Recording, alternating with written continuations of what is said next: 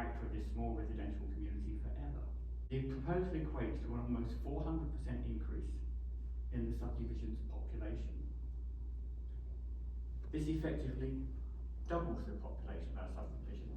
With up to 90 course attendees, it means that half the population of this area is not vested in our community. Application to me seems to fail to meet Nelson County's 5 planning and zoning strategic goals, which are on your website.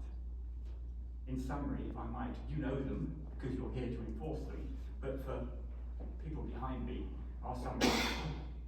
Protect and strengthen the county's special sense of place and extremely high quality of life. A corporate building such as this is better suited to a business park in Fairfax or Manassas, and is not the sense the sense of place that you expect us to live in Nelson County. Facilitate the growth of a strong local economy. The proposal has limited or no benefit to the local economy. The attendees are catered for and housed in the planned hotel and conference facilities. They do not spend money at our wineries, breweries or restaurants while attending the course of Monroe. Protect and enhance property values. This is the third of the strategic planning. To put it bluntly, people do not choose to pay a lot of money to buy a house next to a hotel or car park. To voice concerns and reservations about the Monroe Institute Special Use Permit application number 250260 and the subsequent expansion proposal. The first concern is the overall size, scale, and commercial aspect of the project.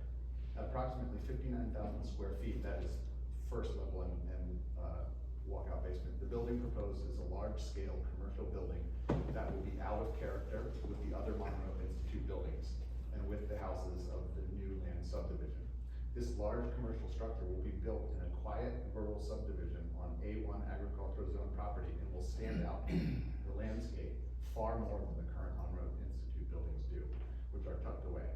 This proposed expansion will negatively impact the visual character of this rural bucolic community by day and increase light pollution by night, although there were steps taken to address that.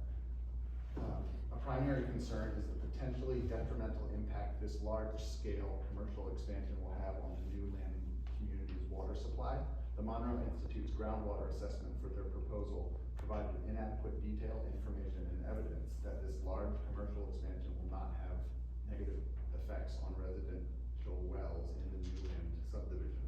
In the past few years, several wells in our community have periodically run dry, and the Monroe Institute's proposal fails to adequately assess the immediate and extended impact on our community's water supply. A more extensive groundwater assessment study by an independent entity is necessary. We have a lot of wells that are running dry. There are properties that have 4 or 5 wells dug on them right now. Okay, they're talking about how this is not going to impact our water usage or the water supply in the area.